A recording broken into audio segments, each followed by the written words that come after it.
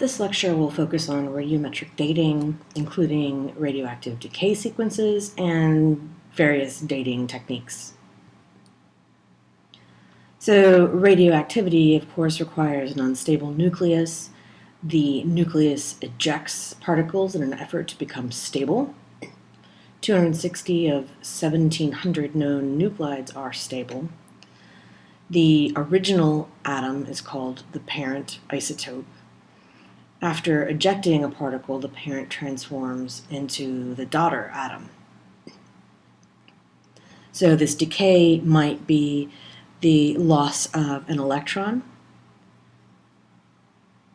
as in beta decay, gamma radiation, alpha decay or helium nucleus. Alpha decay is again the loss of 2 neutrons and 2 protons. That's an alpha particle.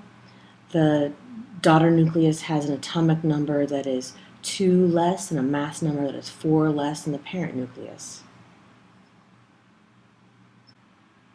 In beta decay, the neutron loses an electron and becomes a proton, and the beta particle is the electron that's lost. The daughter nucleus has an atomic number 1 higher than the parent nucleus, and there's no change in mass number. The process of electron capture takes place by an electron that's orbiting the nucleus and that is then captured by the nucleus. A proton combines with an electron to make a neutron, and the daughter nucleus has an atomic number 1 lower than the parent nucleus, and there's no change in mass number. We might have spontaneous fission, and this is where the heavy nuclides split into 2 daughters and neutrons. Uranium is the most common nuclide to split by spontaneous fission, and we can use this to date uranium-bearing minerals with fission track dating. These are the fission tracks, and they are enhanced by etching with acid, but each of these streaks is a fission track, a damage trail in the crystal lattice from the fission process. And when we use it as a dating technique, we count the number of fission tracks that are in the mineral. And for fission track dating, we most commonly use apatite and zircon. The number of tracks seen in these minerals is proportional to the age. So the more tracks, the older the grain is. And then we also measure the length of a track, and to do this you have to have a horizontal track, and I'm looking for one right now. This looks pretty good. A horizontal track is going to give you a true estimate of its track length, and that's useful because we know how long the initial track length is. It's 15 microns. And if you have a track that is clearly not horizontal, you're going to measure an apparent length, not the true length. And we use the track length to assess how much annealing or healing of that track has taken place over time, and that gives us an idea of its cooling history. So if we measure a track that is less than 15 microns, then it's been annealed, and the annealing takes place from the outside in these tracks, and so they just shorten in length, and that tells us about its passage through relatively low temperatures until it reaches essentially a closure temperature where it's too cold for any annealing to take place. The age and track length data are modeled to study the cooling history that can be linked to paleo depths as the rocks pass through a partial annealing zone until they reach that closure temperature where the rocks have cooled to a point where track annealing no longer takes place. The uranium decay chains are quite long, and there are 3 heavy elements that have these long decay chains with a number of different radioactive daughter products between the uranium-238, uranium-235, and thorium-232 on their way to a stable daughter product. And each of these radioactive daughters has a different half-life, varying from a matter of minutes or days to thousands of years to the stable daughter product. And uranium-238 decays to lead-206, uranium-235 decays to lead-207, and thorium-232 leads to lead-287. And all 3 of those can be used in different ways, including, as I've mentioned, dating zircon, apatite, and monazite in particular, that can be extracted from a variety of different composition rocks. The half-life is the time required for 1/2 of the parent atoms to decay into daughter atoms. And when we're dating these isotopes, we are measuring the number of parent atoms to daughter atoms and applying the half-life to calculate an age. So if you start with a parent atom that has 100% of the original radioactive isotope, like uranium-238, it will decay over time, and there is a proportional number of daughter isotopes that are produced in this process. And for each half-life, half of the original parent isotopes are halved. So from 100% to 50%, a second half-life from 50% to 25%, and so on. We have to assess error estimation and certainly consider the counting statistics of whatever instrument you're using, and counting referring to the parent isotopes and the daughter isotopes. And the radioactive decay process behaves according to binomial statistics, and for a large number of decays, binomial statistics approach a perfect Gaussian curve, as this diagram shows. And here's an example. 100 students measure carbon-14 decays in 1 gram of modern coral at a rate of 13.56 decays per minute, with a perfect Geiger counter for 10 minutes. So for a perfect Geiger counter, then we have an expected value of 135.6 disintegrations over 10 minutes. And with less good counting statistics, you see an n number of disintegrations plus the square root of that n to indicate 1 sigma error. Because the students only counted 135.6 disintegrations, they will only achieve a 1 sigma accuracy of plus or minus 1 square root of 135.6 disintegrations with an error of plus or minus 11.6 disintegrations. Or, in relative terms, 8.5% error.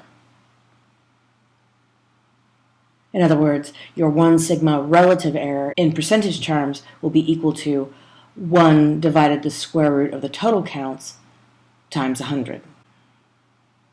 Here's a table of isotopic masses and natural abundances.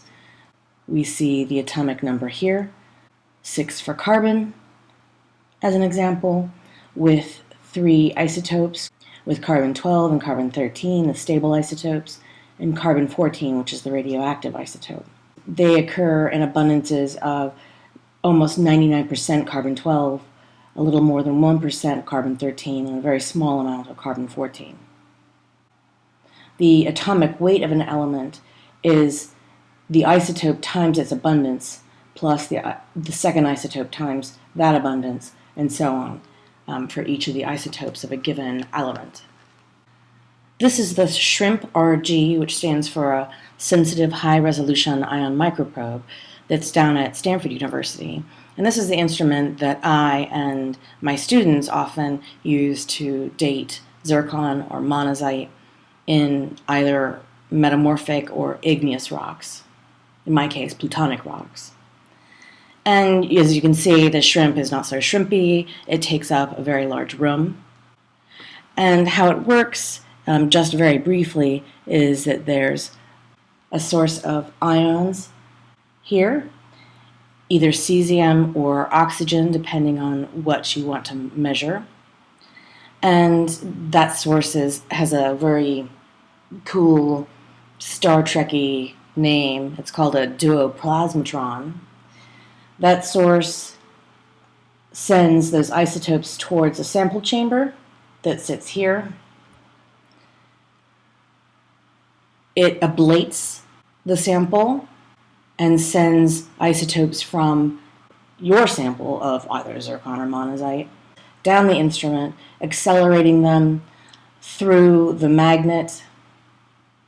In this case, it's quite large, and the magnet separates out the different masses of those isotopes toward a counter at this end that counts whatever you're measuring. Uranium-238, uranium-235, lead-206, lead-207, etc. And because the isotopes of uranium have very similar masses, you need a very large magnet to separate them out. And because sometimes your sample may not have very much uranium to start off with, or in the case of a very young sample, not very much lead, you have to count for an appropriate amount of time to improve the counting statistics for your age calculations. Users sit over here at a set of monitors and the controls in order to steer to a particular grain or a particular part of a grain and analyze the area of interest. We can look at a diagram of all the different parts of the shrimp, and we can start at the source, the duoplasmatron, or you can call it a cesium gun or an oxygen gun. There are lenses to focus that ion beam toward the sample chamber. The resulting isotopes from your sample are then focused along this part of the shrimp. They pass through the magnet. The different isotopes are separated out. They travel around this electrode assembly, are focused again, and then collected at this point. We can consider the mass analysis equations. So here we have the force is equal to the ion charge Q times the electric field plus the vector cross product of the ion velocity and the magnetic field. This is the Lorentz force law. We can put this together with F equals ma, and that yields an equation of the mass of the ion divided by the ion charge times the acceleration. That's equal to the electric field times this vector cross product of the ion velocity and the magnetic field. And that's the classic equation of motion for charged particles. The decay systems of interest to geologists are these, with parent isotopes of potassium, rubidium, lanthanum, samarium, lutetium, rhenium, platinum, thorium, and 2 different uranium isotopes. They have to have half-lives that are long enough that they can be useful on a geologic timescale, and they produce daughter products that give us these argon 40-39 ratios, rubidium-strontium isotopes, lanthanum-cerium ratios, samarium-neodymium ratios, lutetium-hafnium, rhenium-osmium, platinum-osmium, thorium-lead, or thorium-lead and helium for lower temperature systems, and uranium-lead helium also. These various isotopic systems start ticking the clock at different temperatures, Above those temperatures, the parent and the daughter isotopes move freely in and out of the system by diffusion. But as they cool through a closure temperature or range of temperatures, that diffusion slows enough that we can consider the systems closed, and diffusion of any of the isotopes of interest has stopped diffusing into or out of the crystal. At the high temperature end of these systems, we can use uranium-lead decay somewhere between 1,000 plus degrees Celsius to down to quite low temperatures, perhaps 600 or 500 degrees. Also thorium-lead, samarium, neodymium.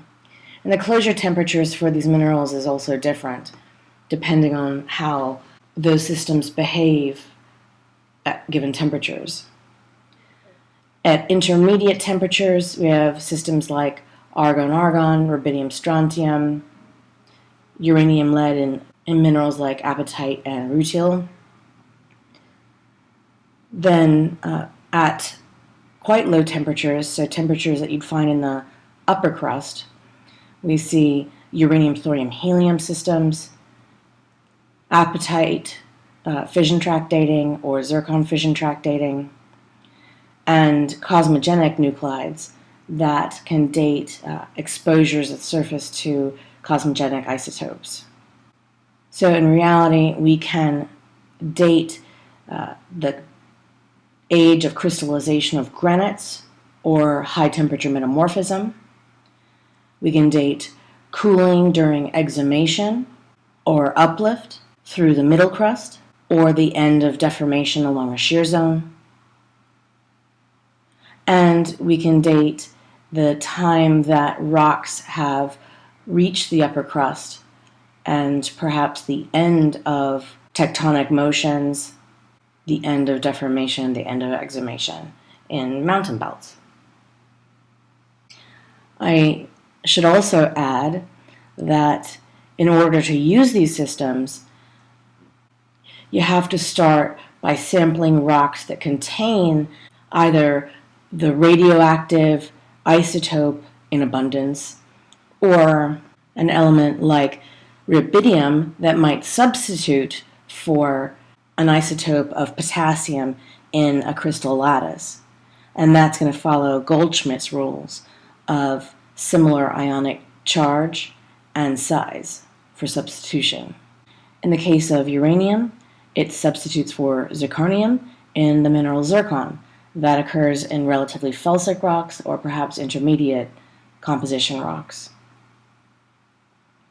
So you have to have the right kind of rocks and then hopefully find a decay system that has a closure temperature that records a process that's of interest to you in your study. Here's an example of potassium-argon dating. Today it's actually argon-argon dating. We have removed counting of the actual potassium to improve this dating technique, but it still requires potassium as a radioactive parent and argon as a daughter isotope. And again, I'll reinforce the fact that this system requires collecting a rock that has potassium-bearing minerals like muscovite, biotite, most commonly, K-feldspar, hornblende, and a few others. At temperatures above a certain point, the closure temperature, all or some of the argon atoms are lost from the system, considered the chronometer, and those atoms are lost by diffusion out of the crystal. When the temperature is less than that closure temperature, all the argon atoms remain within the system, considered the chronometer. For example, a K-feldspar grain. To a first approximation, there's one temperature below which diffusion is so slow that radiogenic parent or daughter atoms become static. The corollary is that every age we measure with an isotopic system records the time elapsed since the temperature cooled below that value. The cooling age might represent crystallization from a magma or a lava, or cooling during a metamorphic event. or cooling after deformation, for example in a shear zone. Thermochronometers measure the time when a mineral cooled below a blocking or closure temperature. At higher temperatures, the crystal loses these daughter isotopes, and so the clock is losing time. Beneath that blocking temperature or closure temperature, the daughters are locked into that crystal and they're not diffusing out, or that they're diffusing out so slowly that they might as well not be. You need a mineral that contains the radionuclide of interest. So in the potassium argon system, orthoclase, sanidine in a volcanic rock, hornblende, muscovite, biotite. You can get these minerals in sediments or sometimes in volcanic ash, such as the sanidine, and as I've suggested, in metamorphic rocks and plutonic rocks. Let's just look at how many isotopes there are per element. The number of isotopes here is displayed by the shade of blue, so 0 being white and 29 being the darkest blue colors. And so to generalize, it looks like the elements with the most isotopes are at relatively high atomic number. If we look at a chart of the nuclides, which is displayed with atomic number increasing on the y-axis and the neutron number increasing on the x-axis, we can see at each atomic number different elements, so helium, carbon,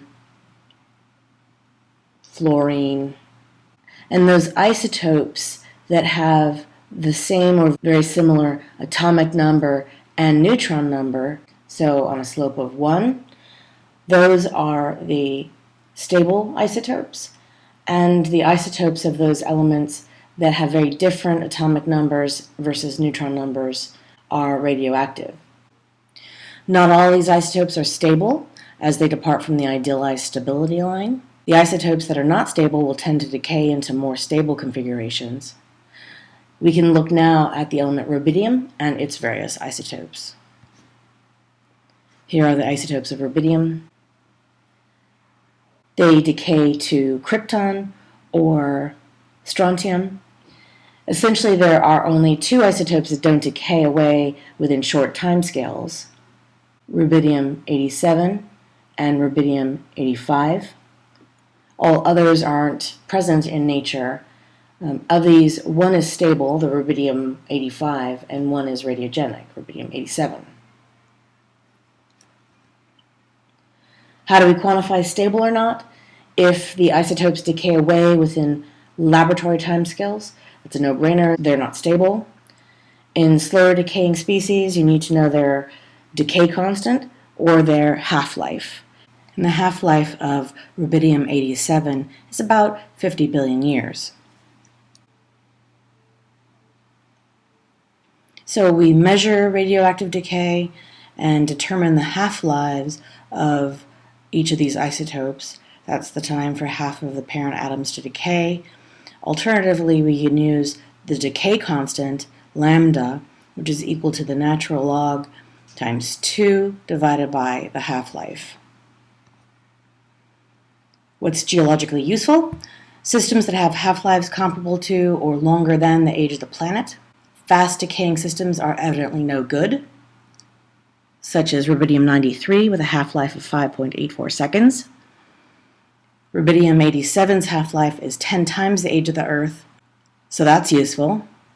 And some super slow decaying systems have yet to be figured out. In the meantime, they count as stable isotopes. Let's look at the decay equation. The law of decay is the rate of decay of an unstable parent.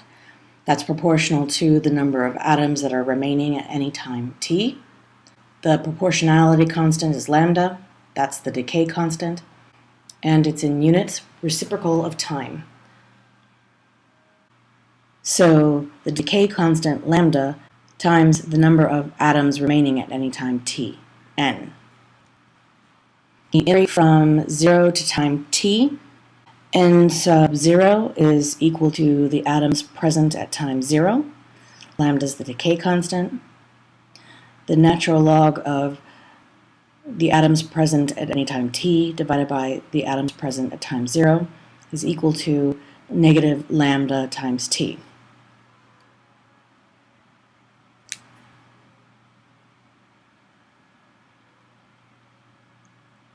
And that gives us this relationship.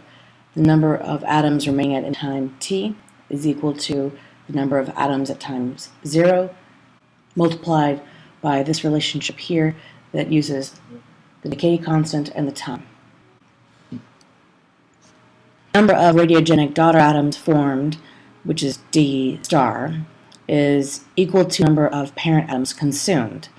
So the number of radiogenic daughter atoms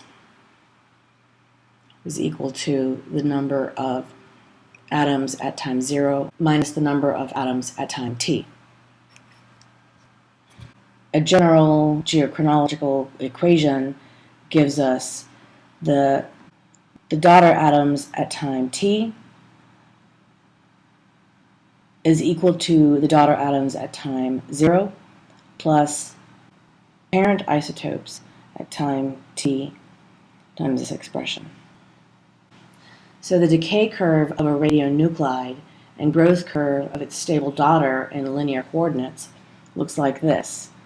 The number of radiogenic daughter atoms is equal to the number of parent atoms at time 0 times this expression, and the decay curve of the parent is equal to the number of parent atoms at time t equal to the number of parent atoms at time 0 times e to the minus lambda t.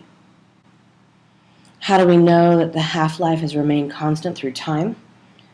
Laboratory observations of radioactive decay using radioisotopes with short half-lives, for example, hydrogen-3, iodine-124, iodine-131, plutonium-229.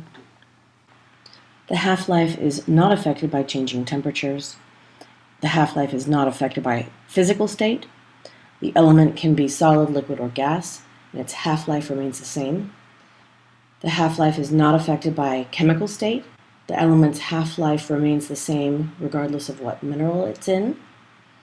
Radioisotopes with short half-lives behave regularly and predictably. Observed half-lives are constant. One way of measuring the age of individual minerals or of whole rock samples can be done with an isochron method. In the rubidium-strontium system, at time 0, in, let's say, magma, just as it's crystallized at time 0, all of the individual minerals will have a strontium 87-86 ratio that is equivalent. Over time, those ratios change, and the minerals or the whole rock samples then have the relationship on this line with a slope that is equal to e to the decay constant times t minus 1. And so from this, you can calculate the age of this rock. We can look at an example, let's say for a granite that is comprised of 3 different minerals. We can say hornblende, biotite, feldspar. Remember, these have to be minerals that are potassium bearing because rubidium can substitute for potassium. And the gray sample might represent a whole rock analysis. Uses, let's say, a whole rock value. If this rock is crystallizing from magma, then we start off with all of the minerals and the whole rock having the same strontium 87-86 ratio, and that's the starting point of the clock. And because a granite, for instance, heterogeneous. It has lots of different minerals.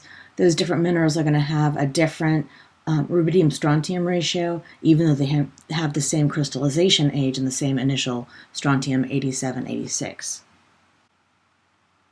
For minerals of different initial rubidium content, the strontium concentrations at any time will form a straight line projecting toward the strontium concentration in the molten state. That's the initial strontium ratio. And that can be written strontium 87, 86, little I. If those minerals don't form on a straight line, there's a problem, and one of the minerals is not in equilibrium with the others. This system is useful because radioactive rubidium-87 decays and by releasing an electron in a beta decay process. And the half-life for the system is about 50 billion years. So that's useful on a geologic time scale, and we can date very old rocks. If we measure values for those minerals today, as I said, they should fall on a slope that has a relationship to time. It's equal to E to the decay constant times T minus 1. If we know the slope and we know the decay constant, we can calculate the age of the rock. The Isochron method can be used in other systems, including samarium neodymium dating. And in this rock, it's a garnet plagioclase mica schist. And they've chosen white mica, a whole rock sample, a couple of garnet samples, and staurolite to date. Perhaps the best evidence of assimilation or contamination comes from studies of radiogenic isotopes. Here we give an example using the systematics of the rubidium-strontium system. Rubidium-87 is a radioactive isotope that decays to strontium-87 with a half-life of 47 billion years. Because rubidium is an incompatible element, it has been extracted from the mantle by magmas that added to the crust. Thus, the concentration of rubidium in the crust, which averages about 100 parts per million, is much higher than it is in the mantle, with an average of about 4 parts per million. Strontium-86 is stable, non-radiogenic isotope, whose concentration does not change with time. Because rubidium-87 decays to produce strontium-87, and because there is more rubidium in the crust than in the mantle, the strontium-87-86 of the crust has, over time, changed to much higher values than the strontium-87-86 ratio in the mantle. The strontium-86-87 ratio in the mantle is generally in the range between 0.702 and 0.705. Thus, rocks derived from melting at the mantle should have a strontium ratio in this range. Strontium ratios of crustal rocks will depend on their age and concentration of rubidium. Older crustal rocks will have high values of strontium in the range of 0.705 to 720. Younger crustal rocks, having been recently derived from the mantle, will give strontium isotope ratios more similar to the mantle. If mantle-derived magmas assimilate or are contaminated by older crustal rocks, then we would expect to find strontium ratios in these contaminated rocks that are higher than those found in the mantle and extend up to values found in older crustal rocks. This is useful, for instance, in the North American strontium 8786 706 line, which is oftentimes just referred to as the 706 line.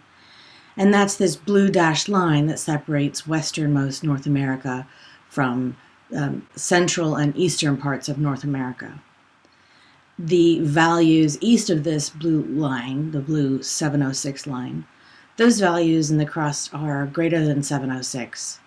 The strontium isotope ratios west of that dashed 706 line have values less than 706. So those values to the east tell us that it is old crust and that it was derived from the mantle a long time ago. And the crust to the west of the 706 line have much lower strontium isotope values, less than 706, and those have an affinity that is more similar to the mantle and or our young crust. Neodymium and strontium isotopes can be used to characterize or to learn what affinity different basalts have. For instance, comparing neodymium to strontium here, we have mid-ocean ridge basalts falling at fairly low strontium isotope ratios and high neodymium ratios. Ocean islands fall within this intermediate part of this mantle array, this green field. And we have a bulk earth value here as a comparison point. And then some more primitive basalts from different regions. So you can think of this as being more enriched in mantle-like values and more depleted basalts at the mid-ocean ridges. We can compare those values. Here are the mid-ocean ridge basalts and ocean islands, bulk earth, and this blue field represents ultramafic xenoliths, and these values down here, again, much more primitive or lower mantle values compared to more depleted mid-ocean ridge values. So it suggests that kimberlite xenoliths are coming from all parts of the mantle, the lower mantle and the upper mantle. Recall that we talked about N-morbs and E-morbs. The N-morbs have a strontium isotope ratio less than 7035 and neodymium isotope values greater than 0.503, and that indicates a depleted mantle source. So in purple and yellow, the Atlantic and Pacific N-morbs, and the E-morbs, the enriched morbs, extend to more enriched values. This is even stronger support that there are distinct mantle reservoirs for N-morbs and E-morbs. This is an example of the use of neodymium and strontium isotopes. These are the epsilon notation for the strontium and neodymium, and that derives from this equation, the neodymium ratio from the sample compared to CHUR, and CHUR is simply the chondritic uniform reservoir, or the initial or primordial neodymium ratio that's determined by dating achondrite and chondrite meteorites. And I've used this in the past to understand whether rocks have an affinity for the Lhasa terrain, which is north of the suture zone between India and Asia, or whether they have a Himalayan signature, and these gneisses and granites in this region are in the high Himalaya, so up in the high peaks near the suture zone, and also for the lesser Himalaya. So this can be used to do such things as find the boundary between lesser and higher Himalayan rocks in the field by sampling very carefully, because that contact is covered by a lot of vegetation and some pretty high peaks. So just looking at the rocks is very hard to tell the difference between the high Himalayan rocks and the lesser Himalayan rocks. And so isotopes have been one way to distinguish between them. On to potassium argon and argon argon dating. We don't use potassium argon as a dating system any longer.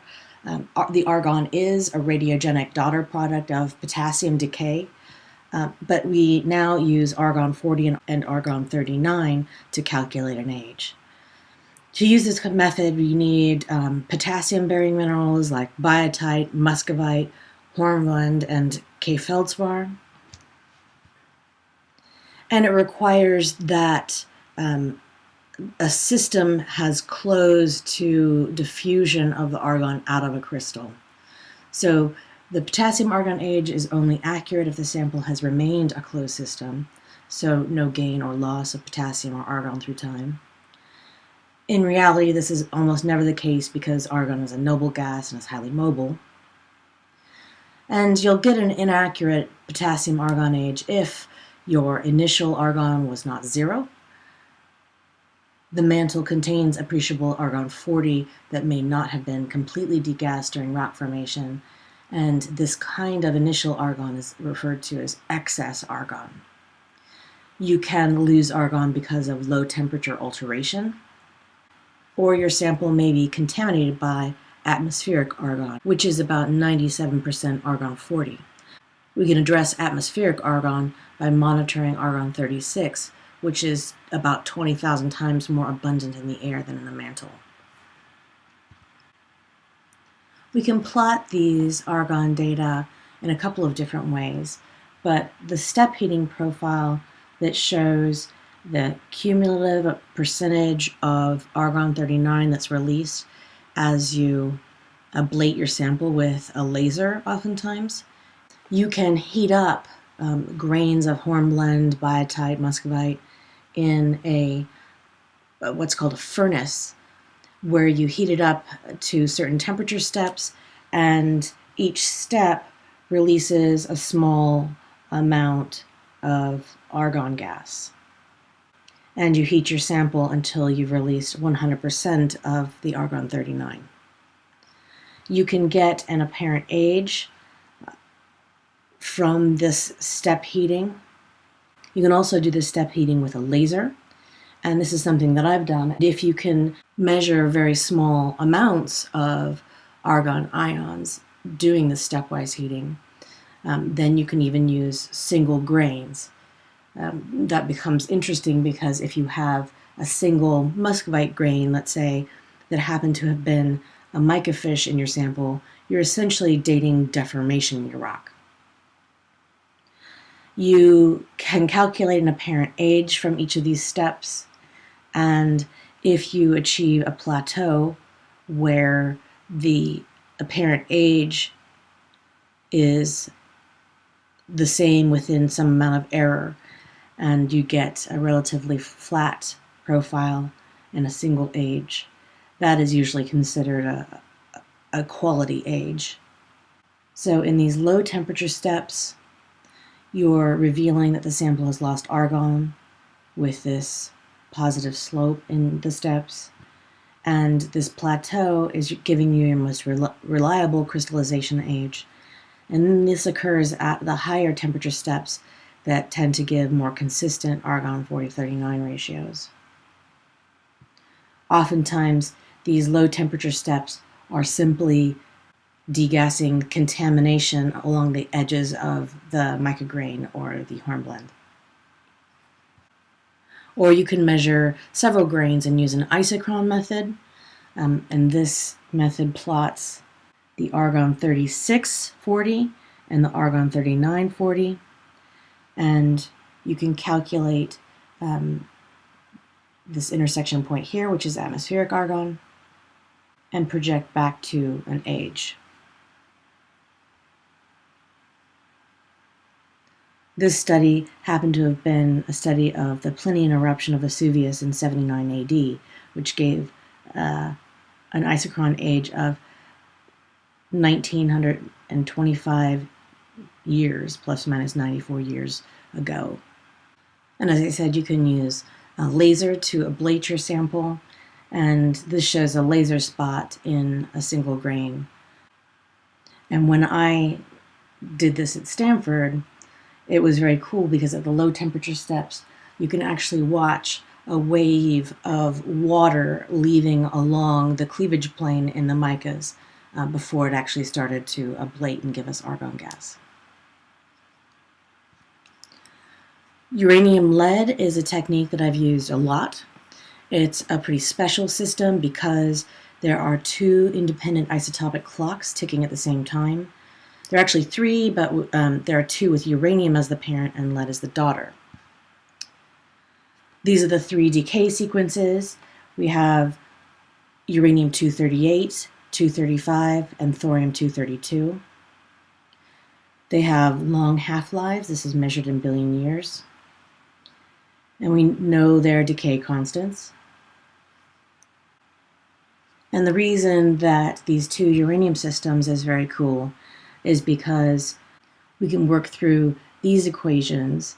We know that the constant of uranium-238 versus 235 is 137.88, and that gets us to this equation down here that relates lead-207 to lead-204 and lead-206 to 204. So we don't actually need the parent-daughter ratios with this method. When non-radiogenic lead is insignificant and there's lots of uranium available, such as in zircon crystals, things get even simpler. So we can actually, because we can cancel out the lead-204, and we're left with uranium-238 and lead-206, and uranium-235 and lead-207. So we plot those ratios on what are called Concordia diagrams. So we're using lead-206 and lead-238, lead-207 and uranium-235, and each of those ratios gives us an age that we can use and plot on it this Concordia line.